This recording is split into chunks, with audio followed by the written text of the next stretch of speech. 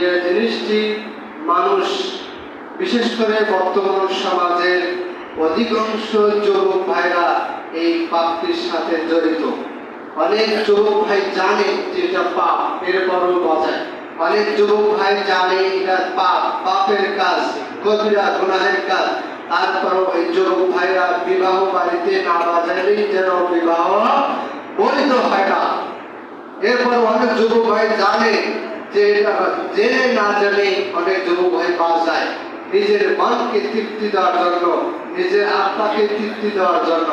অনেক যুবক ভাইয়ের গার্জেন গুলো এগুলো জানে যে যুবক ভাইরা বাজায় এবং তাদের গার্জিয়ান জানে যে কবিরা গুনাহের কাজ, তারপরও তাদের গার্জিয়ান নিষেধ করে না, অর্থ দেয়। এই সম্পর্কে আপনাদের সামনে সূরাতুল লুকমান 31 নম্বর সূরা 6 নম্বর আয়াত এবং সহিহুল বুখারী 5590 নম্বর হাদিস এবং সিলসিলা সহিহা 91 মিশকাত 5343 নম্বর হাদিস আপনাদের সামনে উপস্থাপন করেছি। এর সংক্ষিপ্ত আলোচনা, সংক্ষিপ্ত ব্যাখ্যা আপনাদের সামনে তুলে ধরার চেষ্টা করব। আবার তাওফিকি বিল্লাহ। গান বাজনা বাদ্যযন্ত্র, গান বাজনা বাদ্যযন্ত্র বুদ্ধিজীবী আগ্রহী ব্যক্তির শাস্তি খুব অপমানজনক। যারা এই সকল বাজায় এবং বিক্রি করে এবং যারা কিনে নিয়ে আসে, এদের অপমানজনক শাস্তি আছে। কি জনক? অপমানজনক শাস্তি। যেহেতু এসব কাজের ভালো মন্দ স্বাদ চোখ ও কানের মাধ্যমে গ্রহণ করা হয়, এই গান বাজনার স্বাদ চোখ দিয়ে এবং কান দিয়ে, চোখ দিয়ে এবং কান দিয়ে এর ভালো মন্দ স্বাদ গ্রহণ করা হয়। সেহেতু আল্লাহ তাআলা এমন শাস্তি নির্ধারণ করেছেন যা অত্যন্ত কষ্টদায়ক এবং বড় অপমানজনক। অবৈধ ক্রীড়া কৌতুক, টিভি, টেলিভিশন, পেপার, রাস্তা ঘাটে অশ্লীল ছবি প্রদর্শন হারাম। অশ্লীল ক্যাসেট, বই পুস্তক ক্রয় বিক্রয় হারাম। অশ্লীল কবিতা, উপন্যাস এবং বাতিল পন্থীদের পুস্তক পাঠ্য গ্রহণ করা হারাম। বর্তমান অধিকাংশ যুবক যুবতী অশ্লীল ক্যাসেট, বই, গান বাজনা, উপন্যাস, পেশাদার অপরাধীদের কাহিনী অথবা অশ্লীল কবিতা পাঠে অভ্যস্ত। যুবক ভাইরা একটু কান লাগা শোনে। অশ্লীল কবিতা পাঠে অভ্যস্ত, এর সবই শাস্তি উল্লেখযোগ্য। কেন? আল্লাহ তাআলা বলেন, ওয়ামিনান নাসি মান ইয়াশতারি লাহওয়াল হাদিসি লিয়ুদিল্লা আন সাবিলিল্লাহি বিগাইরি ইলম ওয়া ইয়াত্তাখিযা হুজুরা উলাইকা লাহুম আযাবুম মুহিন। এক শ্রেণীর লোক আছে তারা মানুষকে আল্লাহর পথ থেকে ভ্রান্ত দিকে উদ্ভ্রান্ত উদ্দেশ্যের অন্ধভাবে গান বাজনা বাদ্যযন্ত্র সংগ্রহণ করে এবং তা নিয়ে ঠাট্টা বিদ্রুপ করে। এদের জন্য রয়েছে অপমানজনক শাস্তি। কিছু কিছু যুবক ভাইয়ের আছে, ভালো যুবকদেরকেও এর দিকে ধাবিত করে। কিছু কিছু মানুষ আছে মোবাইলের মাধ্যমে ইসলামিক যদি কথাটা হয়, কোরআন হাদিসের কথাটা যদি হয়, কিছু কিছু বয়াতি আছে তারা ঢোলের মাধ্যমে, হারমোনি তবলার মাধ্যমে ইসলামিক কথা বলে। এটাও হারাম। যদি ইসলামিক কথা হয়, কোরআনের কথা হয়, তার মধ্যে যদি ঢোল, তবলা, হারমোনিয়ার বাজনা থাকে, সে কথাটাও শোনা হারাম। কেন হারাম? কেন? কোরআনের কথা, সেখানে শব্দ আছে, হারমোনি শব্দ আছে, তবলার বাজনা আছে, তারপরে যে কোনো শব্দ থাকলে, বাইরে বাদ্যযন্ত্র হারাম জাতীয় শব্দ থাকলে কোরআনের কথা না হলেও সেখানে হারাম। ভালো কথা আসলে উকবা রাদিয়াল্লাহু আনহু তিনি বলেন, নবী করিম সাল্লাল্লাহু আলাইহি সাল্লাম বলেছেন, কুল্লু লাহওয়িন ইয়ালহু বিহি রাজুলুন ফাহুয়া বাতিল। যে সকল কাজ মানুষ মানুষকে আল্লাহর কাছ থেকে, আল্লাহর জিকির আজকার থেকে, আল্লাহর শুকরিয়া থেকে মানুষকে অমনোযোগী করে দেয়, তার সবগুলো হচ্ছে অনার্থক আর হারাম। যে সকল কথা মানুষের আল্লাহ ইবাদত থেকে, আল্লাহর কথা থেকে, আল্লাহর শুকরিয়া থেকে অমনোযোগ করে দেয়, এই সকল জিনিসই হচ্ছে হারাম।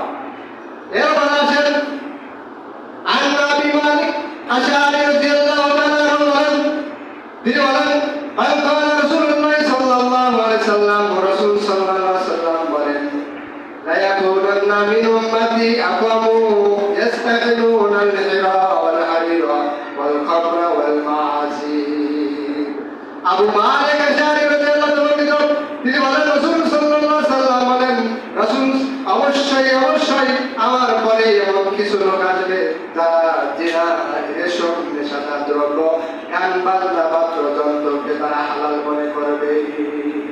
রাসূল সাল্লাল্লাহু আলাইহি ওয়াসাল্লাম বললেন যে কিছু লোক আসবে আমার ইন্তিকালের পরে, এমন এক জামানা আসবে, এমন এক সময় আসবে যে সময়ে তারা আমার উম্মত বলে দাবি করবে, কিন্তু তারা কি করবে? তারা মদ, তারা গান বাজনা, তারা রেশম কাপড় এবং কি হচ্ছে নেশাদার দ্রব্য, গান বাজনা, বাদ্যযন্ত্রকে তারা কি মনে করবে? হালাল মনে করে তারা এটা ব্যবহার করবে। বর্তমান সময়ের যুবক ভাইরা তারা সেই গান বাজনা অবৈধ মনে করে না। যদি অবৈধ মনে করতো, তাদের ইসলামিক জ্ঞান থাকতো, তারা এই কাজ করতে পারত না। এরপরে বলে আসেন আন আবি আব্বাস রাদিয়াল্লাহু তাআলা আনহু বলেন, আন্না রাসূলুল্লাহ সাল্লাল্লাহু আলাইহি সাল্লাম, রাসূল সাল্লাল্লাহু আলাইহি সাল্লাম বলেছেন, ইন্নাল্লাহ তাআলা হারামাল খামর ওয়াল মাইসির ওয়াল কুবার। নিশ্চয় আল্লাহ তাআলা মদ, জুয়া এবং এর সব ধরনের বাদ্যযন্ত্র হারাম করেছেন।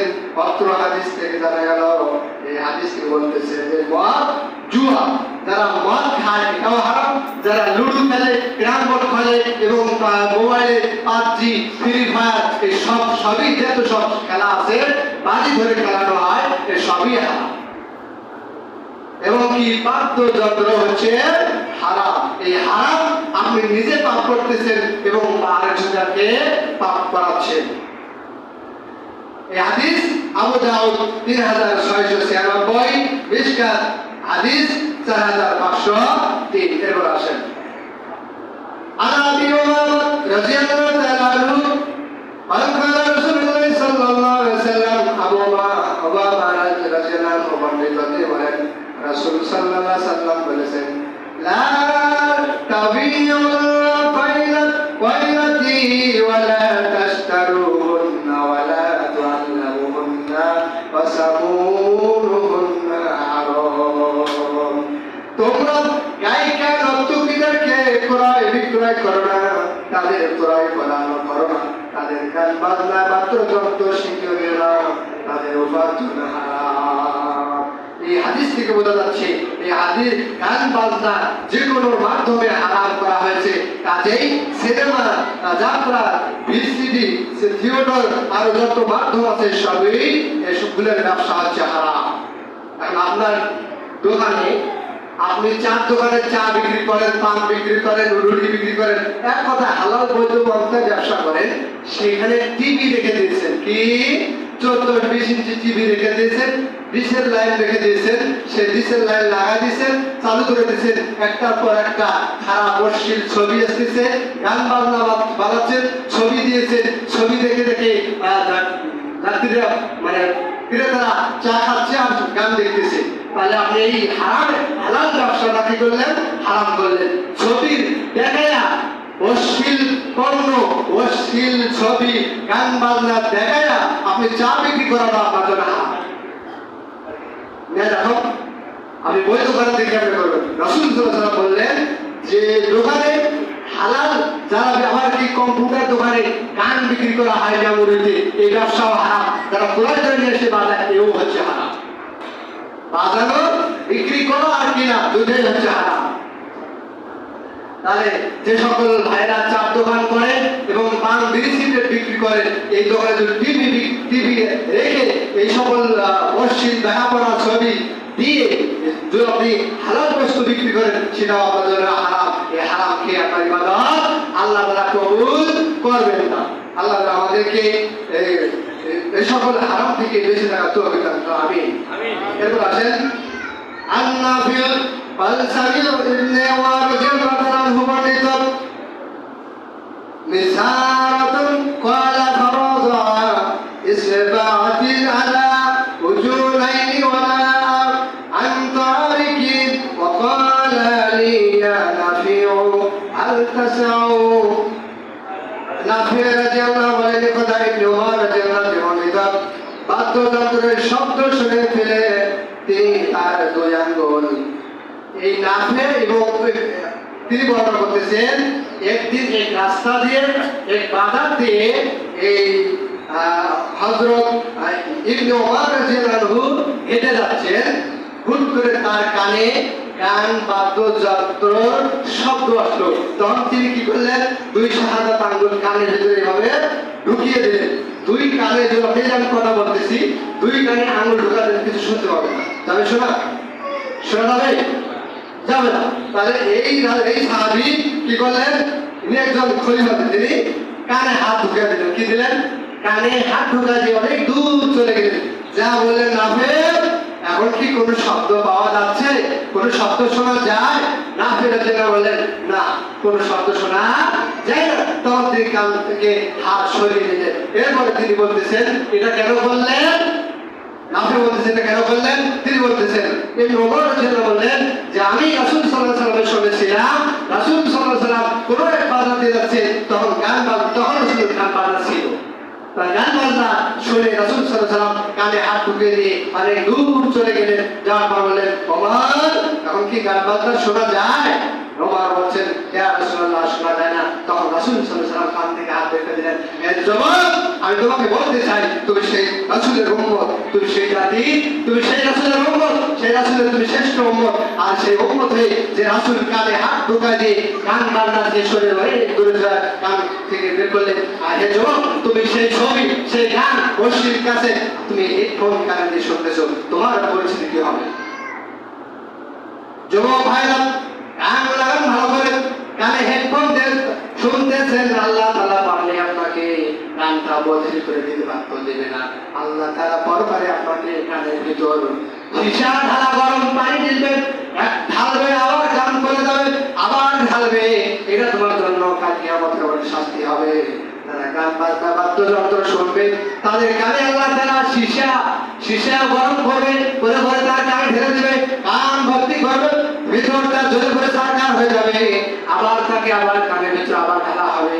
এইভাবে তাকে কিয়ামত পর্যন্ত তাকে শাস্তি দিতেই থাকবে।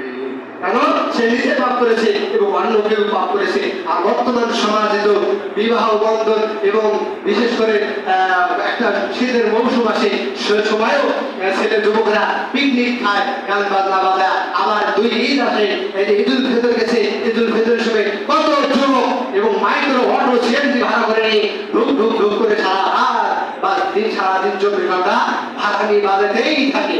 এই যুবকের গার্জিয়ানের অবস্থা খারাপ আছে, আর এই যুবকের অবস্থা তো খারাপ আছে। আবার ঈদুল আজহা আসতেছে, ঈদুল আজহা আনন্দ, এইগুলোই গান বাজনা বাজে আনন্দ নয়। ঈদের আনন্দ হচ্ছে আলাদা আনন্দ, ইসলামের আনন্দ আছে, ঈদ মানে তো আনন্দ। এগুলোইকে তোমাকে গান বাজনা বাদ্যযন্ত্র ঢোল তাবলা বাজিয়ে নাচাকে আনন্দ করা রাসূল সাল্লাল্লাহু আলাইহি ওয়াসাল্লাম বলেন। তাই অত্র হাদিস থেকে আমরা জানতে পারলাম গান বাজনা শোনা যাবে না। যে বাড়িতে বাজবে, আপনি গার্জিয়ান হিসেবে আপনার কর্তব্য, আপনি যদি শ্রেষ্ঠ ব্রহ্মণ হয়ে থাকেন, আপনাকে উদ্ধৃত করতে হবে আপনার ছেলেকে। আপনার পাড়া প্রতিবেশী যদি আপনি শ্রেষ্ঠ ব্রহ্মণ হতে চান, আপনাকেও উদ্ধৃত করতে হবে। গান বাজনা বাজানো দেওয়া যাবে না। এরপর আনাস রাদিয়াল্লাহু তাআলা আনহু বলেন, قال رسول الله صلى الله عليه وسلم لا يكونن في هذه امتي خمس وقذف ومسخ وذلك اذا شربوا الخمر والأخذوا خيرات وضربوا بالمعازيم। আনাস রাদিয়াল্লাহু আনহু রাসূল সাল্লাল্লাহু আলাইহি ওয়াসাল্লাম বলেছেন, যখন আমার উম্মত নিষেধাজ্ঞা দ্রব্য পান করবে, গায়িকা নিয়ে নাচ গানে মত্ত হবে এবং বাদ্যযন্ত্র নিয়ে ব্যস্ত থাকবে, অবশ্যই তিনটি ভয়াবহ বিপদ তাদের মাঝে নেমে আসবে। এই তিনটা কারণে রাসূল সাল্লাল্লাহু আলাইহি ওয়াসাল্লাম বললেন যে আমার উম্মত নিশাদার দ্রব্য পান করবে, করে দিন কাটাবে, আর অতিবাহিত করবে, আর দিনে খাবে, দিন অতিবাহিত করবে। আবার কি করবে? গায়িকা নিয়ে এসে তারা নাচ গান করে উন্মাদ হয়ে তারা একের পর ৮ দিন ২৪ ঘন্টা তারা অতিবাহিত করবে। এরপরে যে ভক্ত থাকবে এবং বাদ্যযন্ত্র তারা নিয়ে ব্যস্ত থাকবে, এবং এই তিনটি পাপের কারণে তিনটি আযাব দুনিয়ায় নেমে আসবে। তার একটা আমি আপনাকে বলতেছি, এই যে দুনিয়ায় গান বাজনা, বাদ্যযন্ত্র এবং এগুলো বেশি হওয়ার কারণে দুনিয়ার একটা পর একটা আযাব চলতেছে, আপনার অন্তর দিয়ে আপনার চোখ দিয়ে দেখতে পাচ্ছেন, আমাকে আর বলার অপেক্ষা থাকে না। এই যে জিনিসপাতির উদ্যোগতির দাম, এটা কেন হচ্ছে? আপনারা বিবেক বিবেচনা করেন। আপনারা একজন জ্ঞানীমান ব্যক্তি, আমার চেয়ে আপনাদের অনেক জ্ঞান রয়েছে, আমার চেয়ে অনেক শিক্ষিত মানুষ এখানে রয়েছে, আপনারাই একটু বিবেক বিবেচনা করেন। বলতে ১ নম্বর ভূমিধস আসবে। কি আসবে? ভূমিধস। মাঝে মাঝে ভূমিকম্প হয় না? অনেক কিন্তু বলে যে কোনো দেশে অতিরিক্ত অঞ্জিত হয়ে যায়, সেই দেশগুলো আল্লাহ ধ্বংস করে দিয়েছে।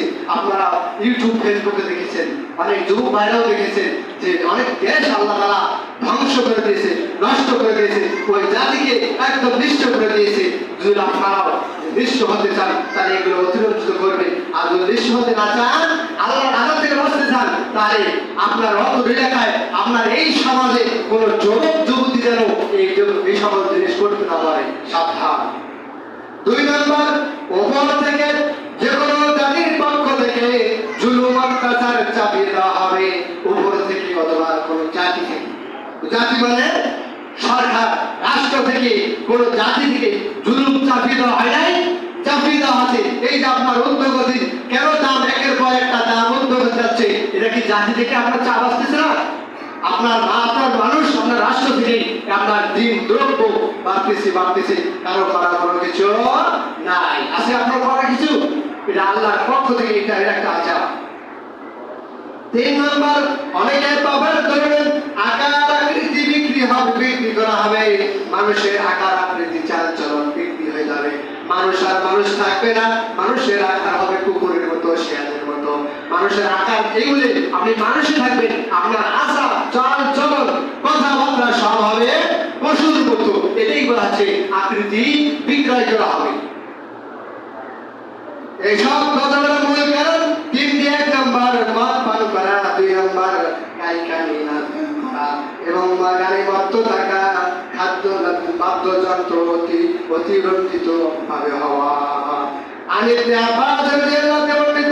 তিনি বলেন, রাসূল সাল্লাল্লাহু আলাইহি ওয়াসাল্লাম বলেছেন, অবশ্যই আমার উম্মতের মধ্যে কিছু সম্প্রদায় তারা রাত অতিবাহিত করবে ভিন্ন ধরনের খাদ্য পানীয় বিলাস হবে, ভিন্ন ধরনের বিনোদন আনন্দ প্রবাদে, এবং তলস্থায় তাদের সকাল হবে তারা শুকুর আনন্দের মতো আকৃতি রূপান্তরিত হয়ে যাবে।